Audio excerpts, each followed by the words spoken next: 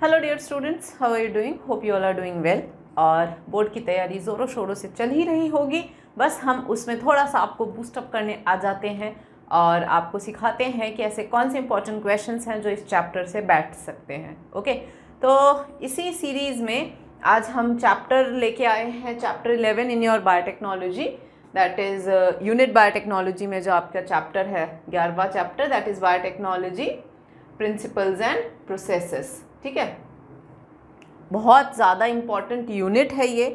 Okay, reason ये है इस चैप्टर का बहुत यूनिट इम्पॉर्टेंट होना, वो ये है कि ये चैप्टर, जैसे मैं पढ़ाते समय भी बहुत बार आप लोगों को बोला था मैंने कि ये वो चैप्टर है जिसमें कोई बेसिक्स हमारा पहले से इतना नहीं बना हुआ है। राइट, ऐसा चैप्टर है जहाँ स्टार्ट ही हम इस कॉन्सेप्ट को 12th में करते हैं। अब कोई चीज़ पहले से पढ़े हुए होते हैं तो थोड़ा सा अपना क्या है, बेसिक्स बना होता है तो समझना फिर थोड़ा आसान हो जाता है। अब ये शुरुआती बायो 12th में होता है, अपने आप में प्रॉब्लमैटिक चैप्टर है, तो इसको प्रिपरेशन वैसे ही बहुत केयरफुल करना है। और रही बात इसके इंपॉर्टेंट क्वेश्चंस की, तो चेरी ऑन द केक हो जाता है। तो देखते हैं बच्चों ऐसे क्या इंपॉर्टेंट क्वेश्चंस हैं जो इस चैप्टर से बैठता है। और आप यहाँ देख सकते हो, मैंने ऑलरेडी यहाँ पे इंपॉर्टेंट क्वेश्चंस को सिलेक्ट कर रखे हैं। ठीक है, और इसमें देखो इम्पॉर्टेंट क्वेश्चन में ऐसे क्वेश्चंस, केस बेस्ड क्वेश्चंस तो इस बार देखो बहुत आने के चांसेस हैं। ठीक है, और जो आपका क्वेश्चन नंबर 13 होगा वो सैम्पल में भी बायोटेक से आया हुआ है, तो 5 नंबर के क्वेश्चन तो वैसे ही इस चैप्टर से खूब बैठेंगे। तो मैंने भी एक केस बेस्ड क्वेश्चन आपको आज दिया है, नॉट मैं, मतलब ये है अपने आप में बहुत इंपॉर्टेंट है, चैप्टर की जान है बच्चों ये वाले जो पोर्शंस हैं। तो इसमें क्या पूछा है ये आप समझ ही सकते हो। This is PBr 322 plasmid BR 322 इसका नाम है।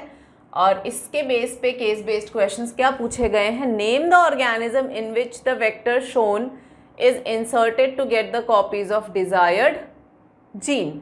ठीक है, दूसरा क्वेश्चन पूछ रहा है mention the area labelled in the vector responsible for controlling the copy number of the inserted gene.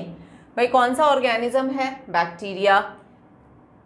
कहाँ पर वेक्टर जो है वो responsible for controlling copy number, वो कहाँ लेबल करा है? वेक्टर के अंदर वो कौन सा लोकेशन है जो कॉपी नंबर को कंट्रोल करता है? तो कॉपी नंबर कंट्रोल करने वाला एरिया रहा ये। ठीक है, और नेम एंड एक्सप्लेन, तो इसको आपको आंसर कैसे करना है। क्वेश्चन पूछ रहा है name and explain the role of selectable marker in the vector shown. तो आपका आंसर मैंने ऑलरेडी यहाँ तैयार रखा हुआ है। इन तीनों क्वेश्चन का आंसर आपको ऐसे लिखना है, क्योंकि कोई भी पॉइंट मिस हो गया तो गड़बड़ हो जाएगी। तो बैक्टीरिया जैसे मैंने कहा, तो कौन सा बैक्टीरिया आंसर लिखना है, दैट इज आप यहाँ बैक्टीरिया भी मेंशन कर देना कि बैक्टीरिया एशेरिचिया कोलाई। और कॉपी नंबर कौन कंट्रोल करता है, तो मैंने आपको वहीं पे सर्कल करके बता दिया था, ओरिजिन ऑफ रेप्लिकेशन ORI। ठीक है, और आपको क्वेश्चन क्या पूछा था, थर्ड वाला क्वेश्चन आपको पूछा था कि name and explain the role of selectable marker in the vector shown. तो सेलेक्टेबल मार्कर आपका कौन सा है? सेलेक्टेबल मार्कर है एक तो आपका एम्पिसिलिन रेजिस्टेंस और एक टेट्रासाइक्लिन रेजिस्टेंस। ये दो हैं आपके सेलेक्टेबल मार्कर, यानी ये वो लोकेशंस है जहाँ पे फॉरेन जीन इंसर्ट होंगे। तो सिंस यहाँ फॉरेन जीन इंसर्ट होंगे, तो कैसे पता पड़ेगा कि फॉरेन जीन इंसर्ट हो चुका है और बैक्टीरिया ने वो फॉरेन जीन ले लिया है या प्लाज्मिड ने वो फॉरेन जीन ले लिया है, कैसे पता पड़ेगा? ये है क्वेश्चन आपका। तो लिखा है कि सेलेक्टेबल मार्कर, पहले पूछा था ना कि name and explain the selectable marker, तो नेम तो हमने कर दिया। देखो selectable marker are AMPR and TETR, यानी ampicillin resistance and tetracycline resistance. ठीक है, यहाँ पे ब्रैकेट में एक्सप्लेन भी कर दिया। उसके बाद selectable marker help to select the host cells, ऐसे होस्ट सेल को सेलेक्ट करने में हमें हेल्प करते हैं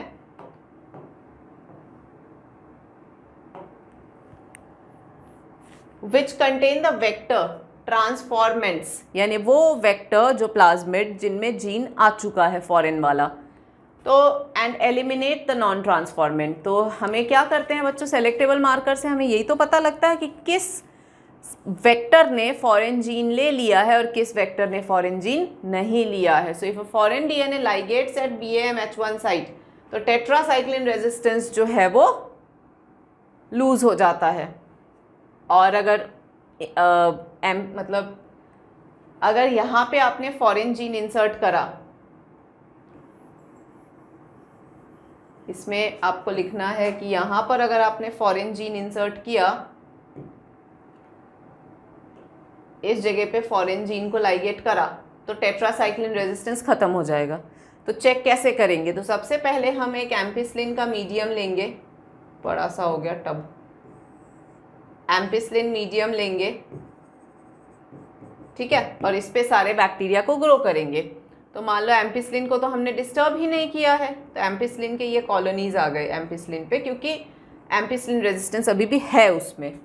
लेकिन जब इसी का रेप्लिका प्लेट करोगे आप टेट्रासाइक्लिन पे, now this is tetracycline resistance, तो इस पे सिर्फ वही ग्रो होंगे जिनकी टेट्रासाइक्लिन रेजिस्टेंस अभी भी मेंटेन्ड है। जैसे फॉर एग्जांपल ये 3 ग्रो हो गए, तो ये 3 वो कौन कौन से हैं? एक ये हुआ, एक ये हुआ और एक ये हुआ। Understood children? ऐसे कर लो।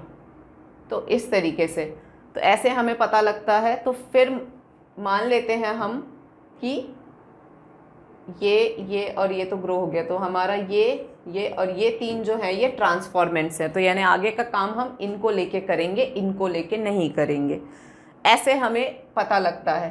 तो आंसर में ये सारे पॉइंट्स आपके आ जाने चाहिए, इसीलिए मैं आंसर दिखा देती हूँ सो दैट। और लिखते समय भी आपको ये ध्यान देना है कि आप जो लिख रहे हो वो, जैसे कि क्वेश्चन यहाँ पर 3 पॉइंट्स में पूछे हैं 1 2 3 करके, तो आपका आंसर भी बिल्कुल क्लैरिटी से 1 2 3 में जाना चाहिए, ठीक है, ताकि इजीली समझ आ जाए। और थोड़ा डिस्टेंस बना के लिखना और इम्पॉर्टेंट पॉइंट्स को अंडरलाइन कर लेना।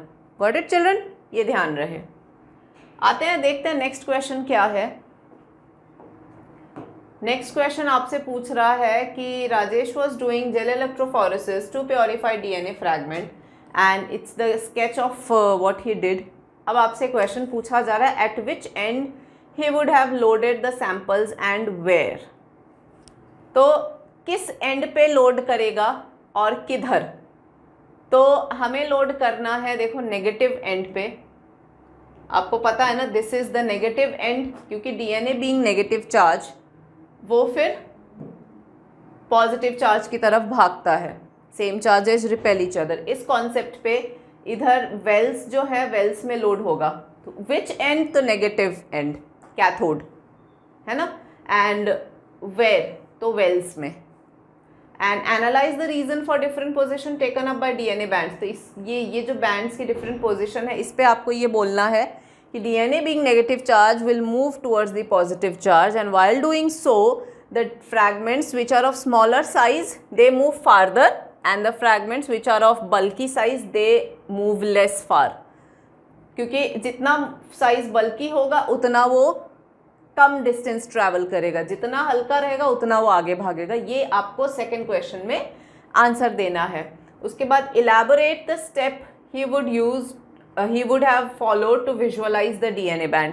तो इलैबोरेट करने को बोल रहा है, तो इसमें क्या करेंगे? विजुअलाइज करने के लिए क्या करेंगे? जेल को हम इथीरियम ब्रोमाइड से स्टेन करेंगे, ठीक है, और फिर उसकी ऑटो रेडियोग्राफी करेंगे।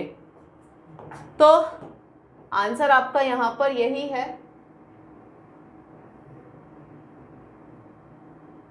तो this is the answer written, 1 2 3 करके लिखा हुआ है बच्चों। So he would have loaded the samples near end A in the wells। वो कह रहा है ना कि क्या आप यहाँ पे end A की जगह ये भी लिख सकते हो near end A, क्योंकि वहाँ पे ends A और B दे रखा था, इसीलिए end A लगाना है। आप चाहो तो यहाँ पर कैथोड भी ऐड कर सकते हो with end A, और नेगेटिव भी कर सकते हो, ठीक है। और DNA fragment separate according to their size, मैंने आपको बोला कि साइज के अकॉर्डिंग होता है। Smaller the fragment size farther it moves, ये कॉन्सेप्ट लिख दिया। And after staining the DNA with ethidium bromide followed by exposure to UV radiation DNA bands appear coloured. यानी पहले उसको स्टेन करो और फिर उसको UV लाइट में एक्सपोज करो तो कलर्ड DNA बैंड्स अपीयर होते हैं, जिससे हम DNA को प्रॉपरली देख पाते हैं। I hope I am clear children. एक और क्वेश्चन देख लेते हैं। State how has agrobacterium tumefaciens made, ये तो आया हुआ भी है प्रीवियस ईयर CBSE, तो ये एग्रोबैक्टीरियम ट्यूमेफेशियंस का तो वैसे ही बहुत इंपॉर्टेंट है। So made a useful cloning vector to transfer DNA to plant cell. तो एग्रोबैक्टीरियम प्लांट सेल में DNA ट्रांसफ़र के लिए क्यों इतना इंपॉर्टेंट है, इसके लिए आपको आंसर में ये जो पॉइंट्स यहाँ मेंशन्ड है ये पूरा लिखना रहेगा, ठीक है। So this you have to write, all these points have to be there, okay. इसमें लिखा है कि agrobacterium is known to be natural vector. क्यों, इसमें नेचुरल एबिलिटी होती है प्लाज्मिड को ट्रांसफर करने की। सो लिखा है it is capable of passing its DNA to plants and induce tumour. तो ट्यूमर इंड्यूस कर देता है प्लांट के अंदर, क्योंकि अपना DNA प्लांट के जीनोम में इनकॉर्पोरेट कर देता है नेचुरली। हमने बस क्या किया, हमने उसका ट्यूमर कॉजिंग जीन को हटा के फेवरेबल जीन उसमें डाल दिया। तो फेवरेबल जीन डाल दिया तो जब भी वो जाता है प्लांट को इन्फेक्ट करने, हम जो चाहते हैं वो जीन डाल के आ जाता है। That is why it causes, it acts as natural genetic engineer for us.